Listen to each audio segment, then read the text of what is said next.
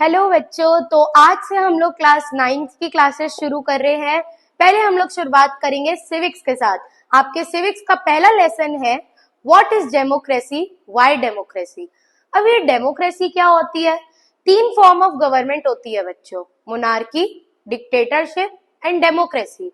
Monarchy में राजा का बेटा ही राजा बनता है, यानी कि किंग और क्वीन का बेटा ही आगे चल के चीफ एग्जीक्यूटिव बनता है। जैसे कि इंग्लैंड में राजा और रानी का बेटा या बेटी आगे चल के किंग और क्वीन बनते हैं।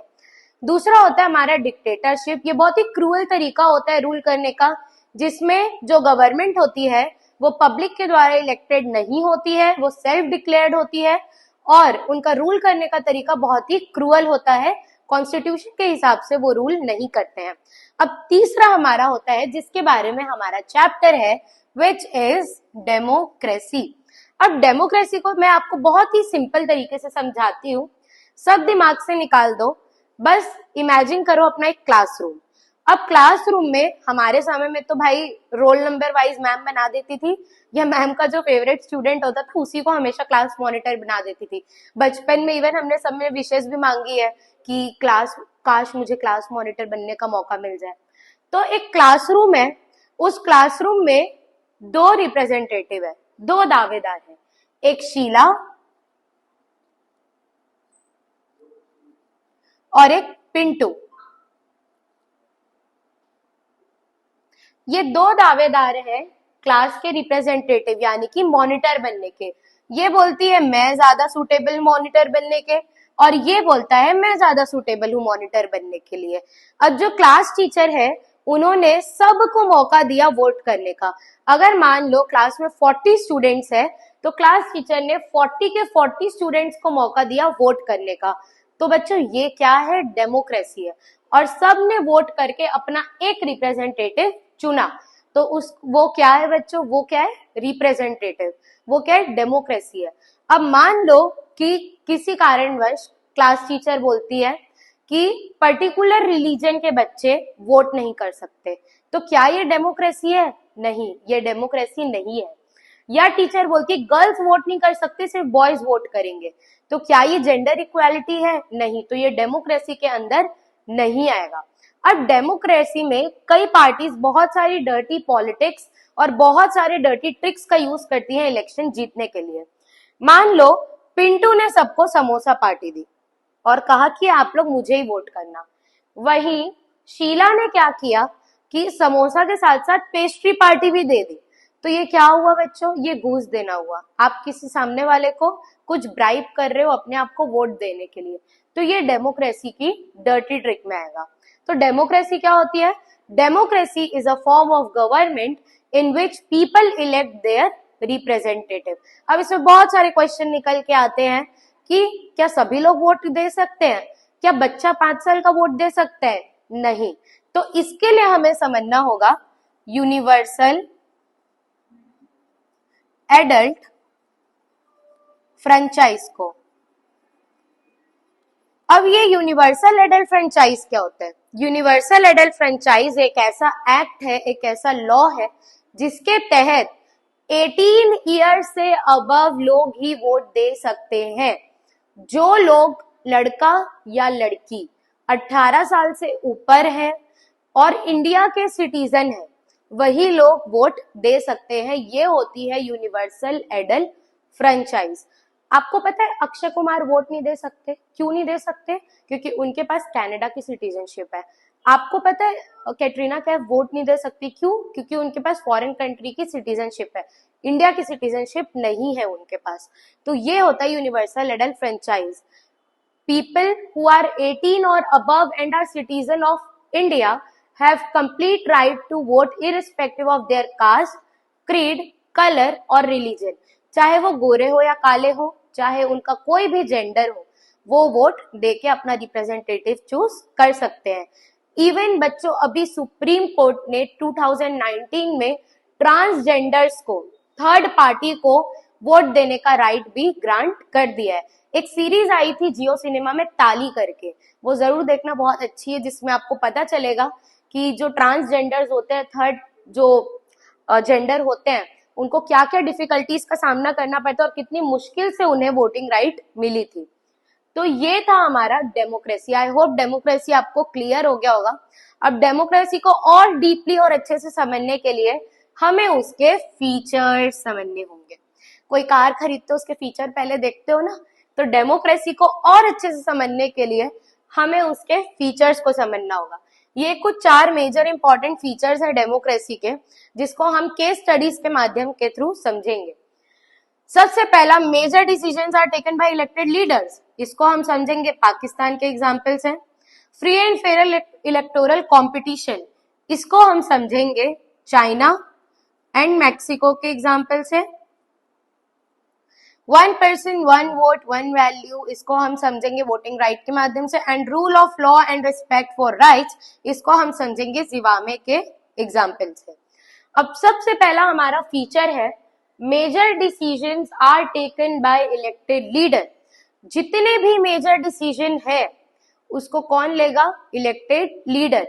देश में क्या होना है, अभी करेंटली बीजेपी हमारी सेंट्रल गवर्नमेंट है, तो देश में क्या होना है, क्या नहीं होना है, आर्मी में क्या होना है, फॉरेन कंट्रीज के साथ रिलेशन क्या बनाने हैं, क्या उसको कांग्रेस डिसाइड करती है? नहीं, उसको कौन डिसाइड करती है? बीजेपी डिसाइड करती है।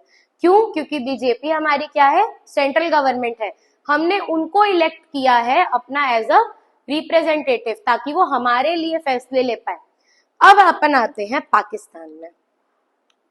अक्टूबर 1909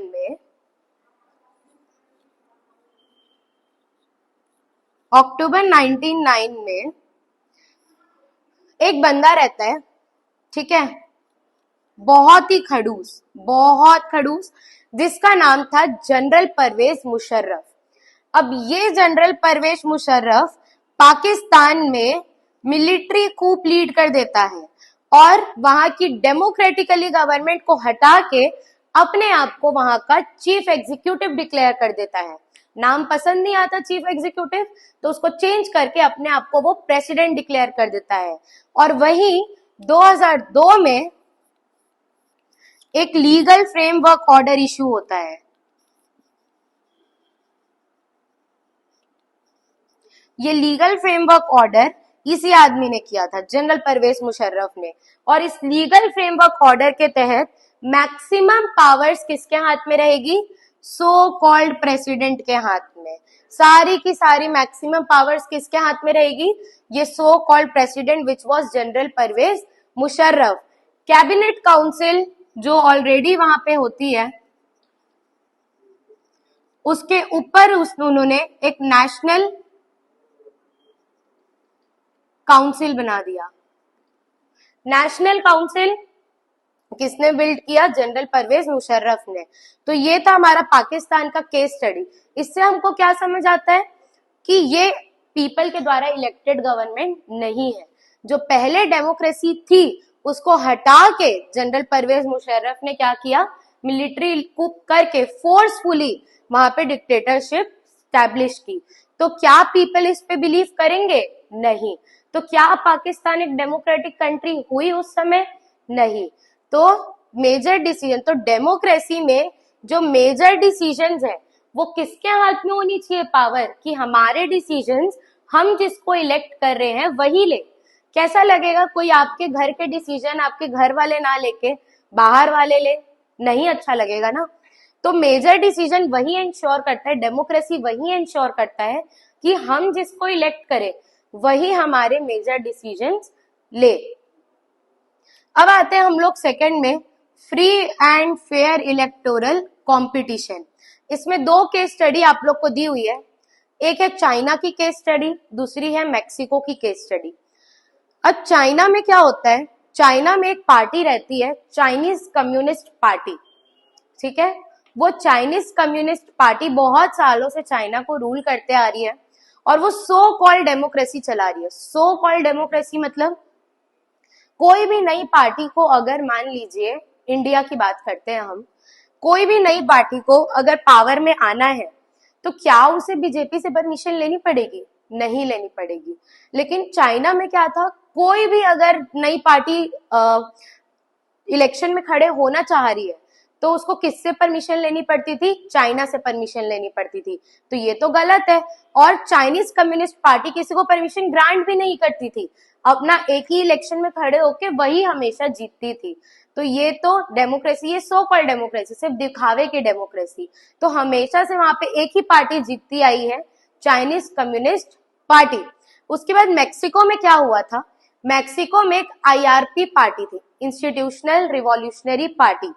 इंस्टीट्यूशनल रिवॉल्यूशनरी, पहले मेक्सिको एक डिक्टेटरशिप के अंदर था, उससे निकल के जब वो डेमोक्रेसी की तरफ बढ़ा तो वहां पे एक पार्टी बहुत तेजी से वायरल हो रही थी, IRP, which is institutional revolutionary party.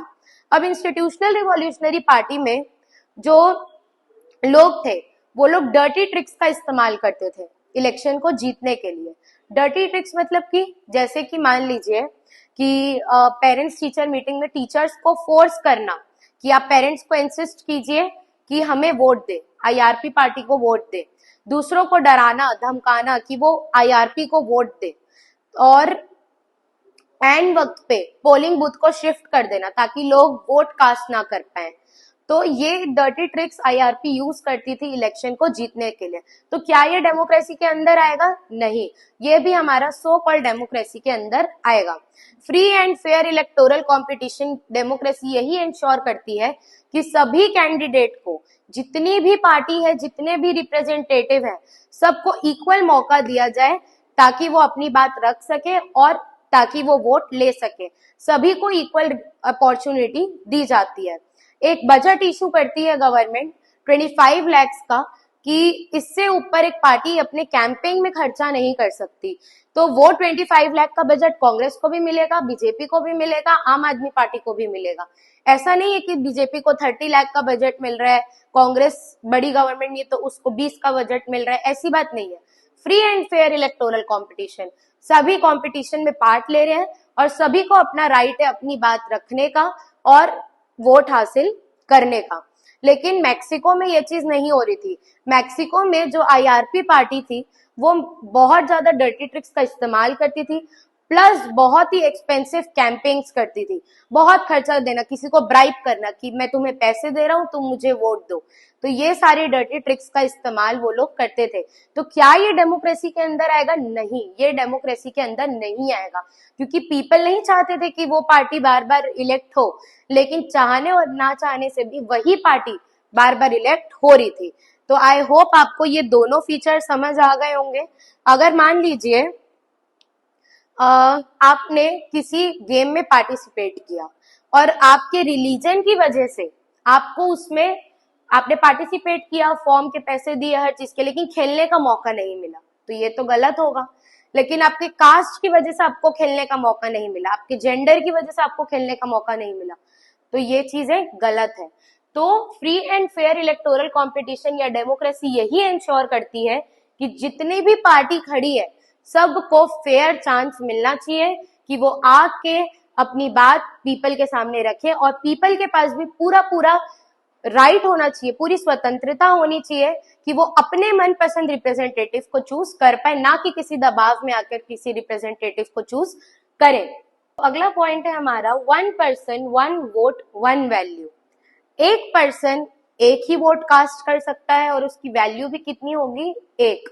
इसमें एक एग्जाम्पल आपको दिया हुआ है, जैसे कि सऊदी अरेबिया में 2015 तक वुमेन को वोटिंग राइट नहीं था। एस्टोनिया में जो रशियन माइनॉरिटी के लोग हैं उनके पास वोटिंग राइट नहीं था। वहीं फिजी में जो ओरिजिनल फिजीज है उनकी वोट की वैल्यू ज्यादा थी एज कंपेयर टू इंडियन फिजीज।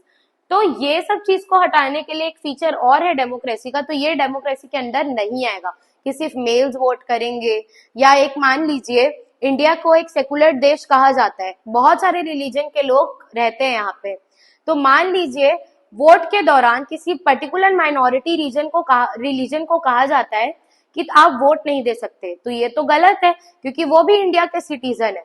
तो ये डेमोक्रेसी नहीं होती है जो सऊदी अरेबिया में हुआ, एस्टोनिया में हुआ, फिजी में हुआ, ये डेमोक्रेसी के अंदर नहीं आती है। हर एक पर्सन वोट दे सकता है अगर वो यूनिवर्सल एलिट फ्रेंचाइज के अंडर आता है तो, और हर एक पर्सन की वोट की वैल्यू कितनी होगी? 1, और हर एक पर्सन की वोट की वैल्यू कास्ट की जाएगी एंड इक्वली कास्ट की जाएगी। तो ये था हमारा 1 person 1 vote 1 value. I hope आपको ये तीनों फीचर्स अच्छे से समझ आ गए होंगे। नेक्स्ट हमारा फीचर है rule of law and respect for rights. इसका मतलब क्या है? डिग्निटी, यानी कि जो इलेक्टेड गवर्नमेंट है उसका ये रिस्पॉन्सिबिलिटी बनता है कि वो अपने सिटीजन्स की डिग्निटी को मेंटेन रखे, उनकी रिस्पेक्ट को मेंटेन रखे। क्यों? क्योंकि वही सिटीजन्स ने वो गवर्नमेंट को इलेक्ट किया हुआ है। तो rule of law and respect for rights, इसको हम समझेंगे जिवामे के एग्जाम्पल के साथ। जिवामे में एक पार्टी थी जिसका नाम था जानु पीएफ और उसके हेड थे रॉबर्ट मुगाबे। रॉबर्ट मुगाबे ने इंडिपेंडेंस तक वहां जिवामे को रूल किया है और रॉबर्ट मुगाबे और उनकी जो पार्टी थी जानु पीएफ वही हमेशा इलेक्शन में जीतती थी। जितने भी इलेक्शंस होते थे जिवामे में हमेशा जानु पीएफ पार्टी जीतती थी। तो लेकिन रॉबर्ट मुगाबे के ड्रॉबैक क्या थे? उन्होंने सेवरल टाइम कॉन्स्टिट्यूशन को चेंज किया ताकि वो प्रेसिडेंट की पावर को और ज्यादा बढ़ा सके और उनकी जो पार्टी थी वो दूसरी पार्टी अपोजिशन पार्टीज को हैरेस भी करती थी। तो क्या ये डेमोक्रेसी के अंदर आएगा? नहीं आएगा। मान लीजिए अभी इंडिया में पावर में है बीजेपी। बीजेपी अभी कंटिन्यूसली जीत रही है, इवन आने वाली इलेक्शन में भी अभी बीजेपी ही जीतेगी।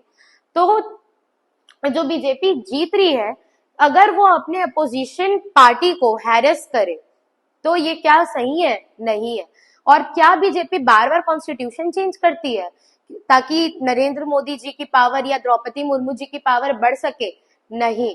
लेकिन जिवामे में क्या हो रहा था? जो जानु पीएफ पार्टी थी रॉबर्ट मुगाबे की, वो लोग बार बार कॉन्स्टिट्यूशन को चेंज करते थे ताकि वो लोग प्रेसिडेंट की पावर को और ज्यादा बढ़ा सके एंड इवन वो अपने अपोजिशन को हैरेस करते थे। तो ये था हमारे फीचर्स ऑफ डेमोक्रेसी कि अगर कोई डेमोक्रेसी के अंडर में है तो सभी को लोगों की हमको रिस्पेक्ट करनी चाहिए, चाहे वो अपोजिशन लीडर हो या सिटीजन हो। सभी के राइट्स की रिस्पेक्ट करनी चाहिए। हमारे कॉन्स्टिट्यूशन में सिटीजन्स के लिए 7 fundamental duties and 7 fundamental rights मौजूद है। तो उन राइट्स को प्रोटेक्ट करने का भी काम किसका होता है? इलेक्टेड गवर्नमेंट का होता है। तो आई होप आपको डेमोक्रेसी अच्छे से समझ आ गई है, उसके फीचर्स अच्छे से समझ आ गए हैं एंड सारे केस स्टडीज भी अच्छे से समझ आ गए हैं। तो बच्चों ये था हमारा पार्ट 1 डेमोक्रेसी का। तो डेमोक्रेसी हमको क्या सिखाती है? फर्स्ट ऑफ ऑल हमने क्या क्या पढ़ा कि democracy is a form of government in which people elect their representative under universal adult franchise. What is universal adult franchise?